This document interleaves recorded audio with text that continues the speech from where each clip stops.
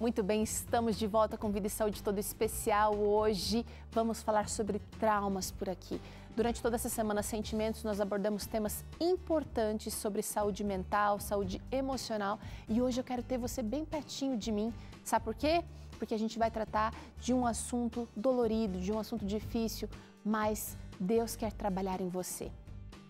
Olha, antes de entrar no assunto, antes de ter o Dr. César aqui explicando sobre os traumas, eu quero te dar a oportunidade de receber aí na sua casa esse guia de estudos Sentimentos, a Ciência do Existir. Esse guia foi escrito por especialista, pela doutora Rosana Alves, e ela traz aqui aspectos científicos e também bíblicos sobre os traumas que a gente enfrenta nessa vida, nessa luta da vida, não é mesmo?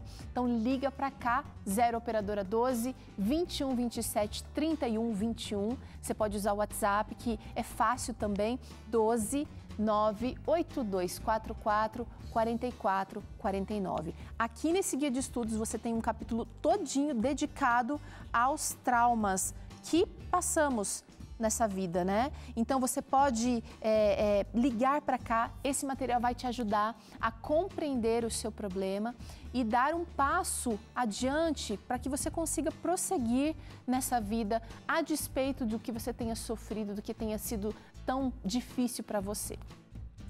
Agora eu quero convidar você para pensar no seguinte: a gente é feito de uma mistura das nossas experiências, né? Aquelas que foram boas, aquelas que foram ruins, tudo faz parte da nossa vida e o que a gente vive traz marcas para a gente, molda quem a gente é e também como vai ser a nossa vida. Mas, infelizmente, as situações tristes e devastadoras que passamos formam feridas emocionais, algumas que são bem impactantes e evoluem para transtornos de estresse pós-traumático, por exemplo. E este problema de saúde mental atinge cerca de 3% da população adulta, mas ocorre em mais de 50% dos sobreviventes de estupro, por exemplo. Um trauma muito difícil, né? Aliás, todas as causas desse transtorno, a violência sexual, ela ocupa cerca de 30% dos casos. Mas um outro cenário que promove traumas são os ambientes familiares, né? Um local que deveria ser acolhedor, um local seguro, acaba também se tornando palco e raiz de muitas feridas. Isso porque os pais têm uma influência incrível e emocional sobre os filhos, né? E nem sempre eles têm consciência de que suas ações, suas falas podem ferir, podem machucar. Que responsabilidade nós temos, não é mesmo? E nós queremos conversar sobre esse assunto importante com o Dr. César Vasconcelos, que já está aqui com a gente. Pode chegar aqui, Dr. César. É um prazer recebê-lo aqui mais uma vez, nos ajudando. Oi, obrigada. Bom estar aqui de novo. Eu é que agradeço, doutor. A gente hoje vai falar de situações pontuais que podem transtornar a nossa vida depois. Nós temos aqui um ser humano, uma figura de um ser humano com várias pecinhas. E a gente é assim, né? A gente acha que está tudo setorizado. A vida física, a saúde mental, saúde espiritual, saúde social, saúde emocional. Mas, na verdade, uma coisa vai influenciar a outra. O que é um trauma, Dr. César? Um trauma, todos nós vivemos traumas, né, na vida. Aliás, o grande trauma começou no céu, né? Trauma é uma experiência desagradável, dolorosa, que a pessoa vive quando ela mesma foi vítima de um trauma, né, de um acidente, por exemplo, de um assalto, ou quando ela é testemunha disso, ela vê alguém ali morrendo, ou ela recebe uma notícia, né, pelo telefone, olha, uma pessoa amada que morreu, então aquilo é um impacto naquele momento. Então, em resumo, trauma é aquilo que chega de impacto doloroso, negativo para nós, seja por sermos testemunhas de uma situação difícil, né? Ou seja, porque nós mesmos tivemos algum tipo de lesão, algum tipo de acidente, algum tipo de notícia que foi muito impactante para a nossa vida emocional. Em geral, a gente os traumas são, de certa maneira, uma interrupção, uma surpresa, algo abrupto na nossa vida. Mas existem traumas que são, assim, prolongados, né? A gente sofre durante a infância, ou a gente sofre com uma notícia de uma doença terminal. Mas, de qualquer maneira, os motivos para os traumas, eles talvez não sejam tão importantes como o trauma em si. Eles explicam o trauma. E também os cientistas que estudam estresse, é verdade o que você falou.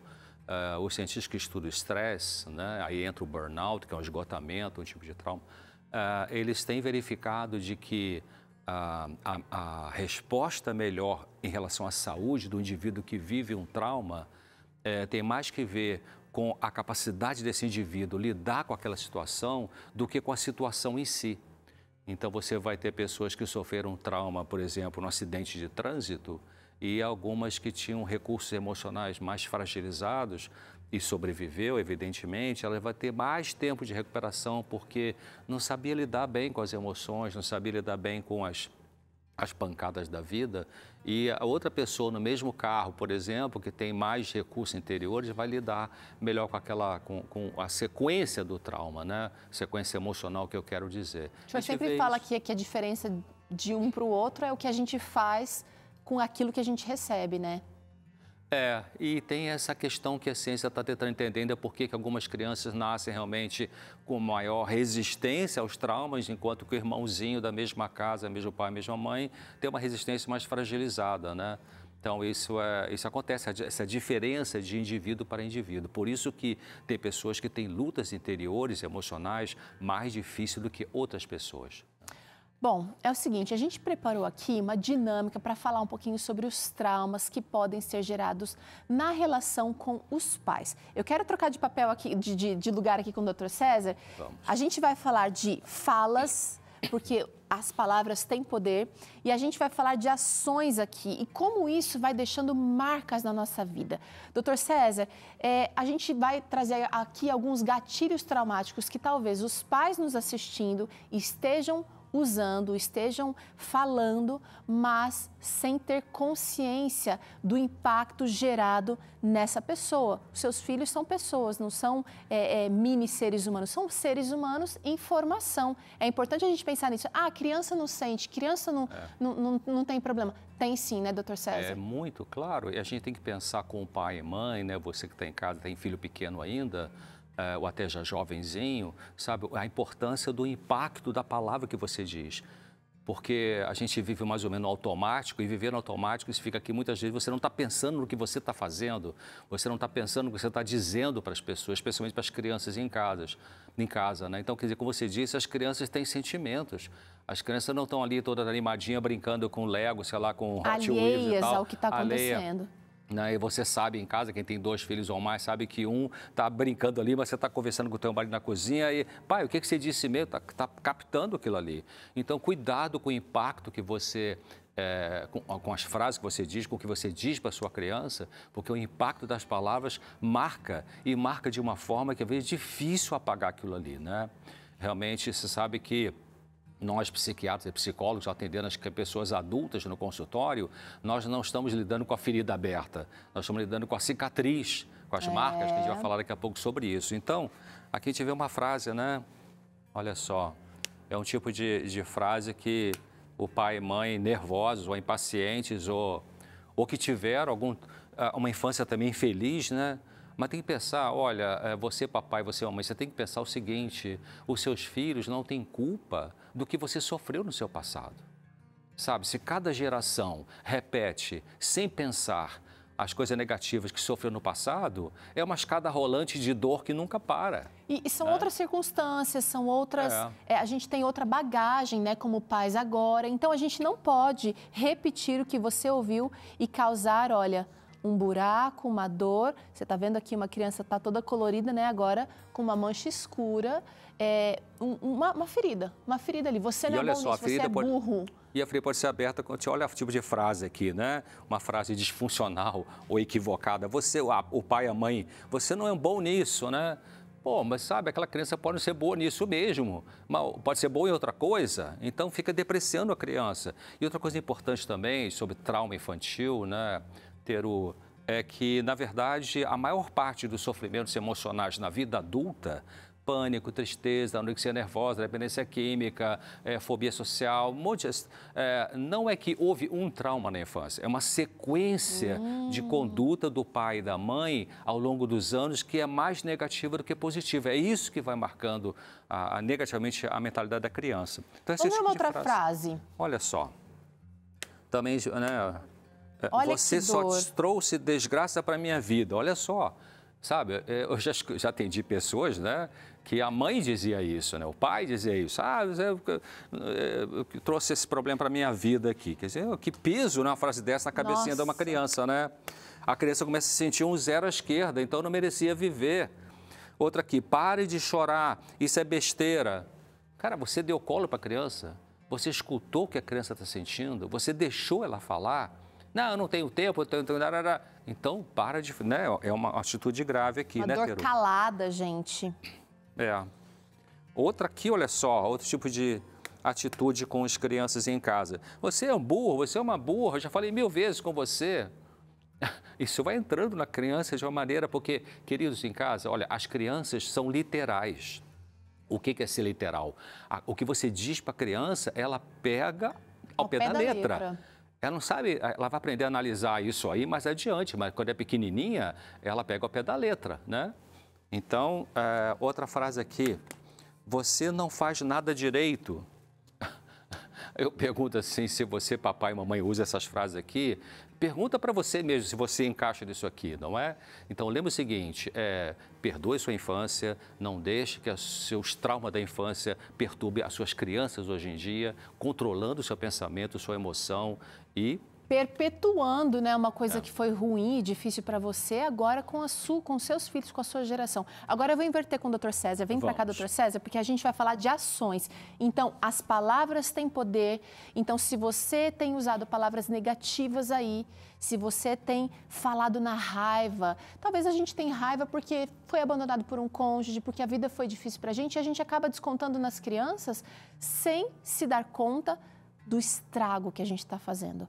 Mas as ações acabam reforçando essas falas, porque daí eu falo e ajo com gatilhos traumáticos. Então, às vezes, não vai ser um estupro, uma violência necessariamente que vão gerar traumas. Esses daqui são coisas sutis, mas que também impactam. É uma sequência. É verdade que às vezes em casa, né, o pai e a mãe estão um pouco nervoso, um pouco nervosa, um dia mais estressado, então solta lá meio que uma faísca com a criança, mas isso é uma coisa esporádica, né? Não é uma coisa sequencial. Então, a gente isso é normal de acontecer, quer dizer, não existe uma família que nunca o pai e a mãe vai perder um pouquinho de paciência com seu filho e sua filha. Agora, olha, ações que podem ser gatilhos traumáticos. Não validar os próprios sentimentos. Quando a gente manda parar de chorar, a gente está querendo calar um sentimento, Dr. César, e isso vai gerar feridas aí. Você vai criar uma ferida de... Isso não é nada, para de bobeira, para de besteira. Ou quando você exige uma atitude de adulto em crianças, cobrando perfeição delas. Você sabe que a gente viu no programa anterior, né, sobre toque, um dos tipos de família que favorece o transtorno obsessivo compulsivo são famílias em que são muito rígidas, né? São famílias que cobram perfeição das crianças. Inclusive, uma boa parte das meninas que sofrem de anorexia nervosa tiveram uma estrutura familiar com esse perfil. Muita exigência, muita crítica e muita cobrança para uma estética perfeita e tal. Gente, tolerância, tá? Tolerância, as crianças estão em desenvolvimento. É um exercício pra gente que é pai, que é mãe, viu? Agora, culpar os filhos das próprias decisões... você escolheu isso, agora você arque. Tem coisas que a gente não precisa falar, a criança vai aprender, né, doutor César? Fica uma marca ali difícil, né? Porque, como eu falei, essas frases que são ditas impensadamente...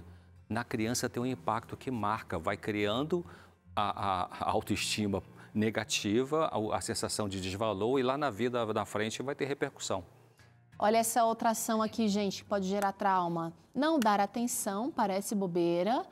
E a última que eu quero trazer aqui é xingar e bater. Então vai partir para violência física e verbal aqui. E vai então criando essas marcas, né? Como eu disse, as pessoas que elas vêm vivendo essas situações traumáticas no passado, elas vão ter, fica uma marca ali, né? Fica uma sombra, a gente chama de a criança machucada. Né?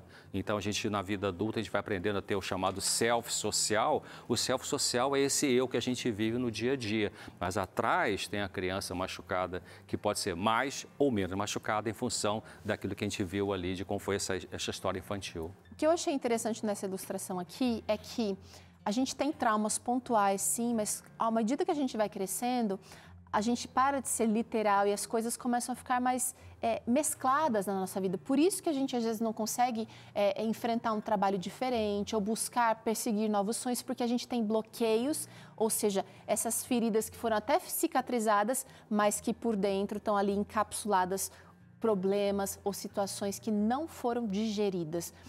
Doutor César, eu sei que quem, às vezes, está paralisado agora assistindo a gente por traumas que viveu na infância ou traumas ao longo da vida, mesmo na vida adulta, tem a sensação de que não existe saída, entrando por uma depressão, enfrentando transtornos de ansiedade exagerados e pensando até em suicídio, que foi o tema que a gente começou aqui essa semana.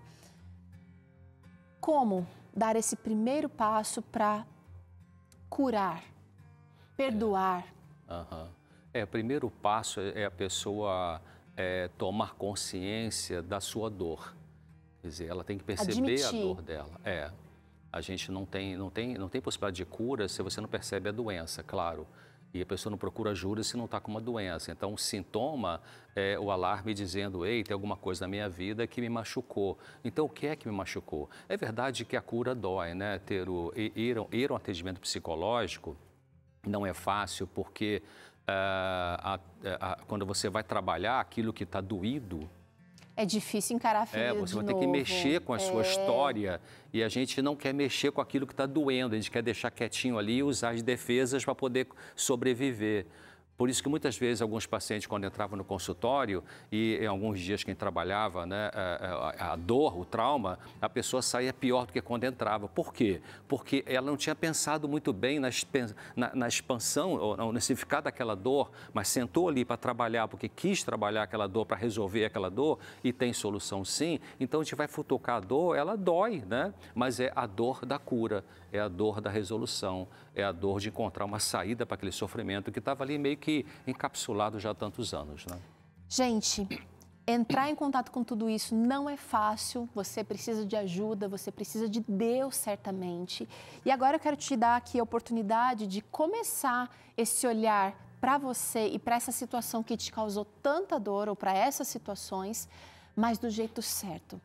Eu sei que talvez você já tenha procurado médicos, já tenha procurado pessoas para te ajudar e não tenha tido sucesso, mas com Deus todas as coisas são possíveis. E aqui, com o Guia de Estudos, Sentimentos, a Ciência do Existir, você vai entender os problemas. Nós temos aqui na lição 6 esse tema trabalhado, né? Transtornos de estresse pós-traumático. E você vai compreender não somente o problema, mas vai compreender como é que Deus quer trabalhar isso em você. E a palavra de Deus tem respostas, acredite.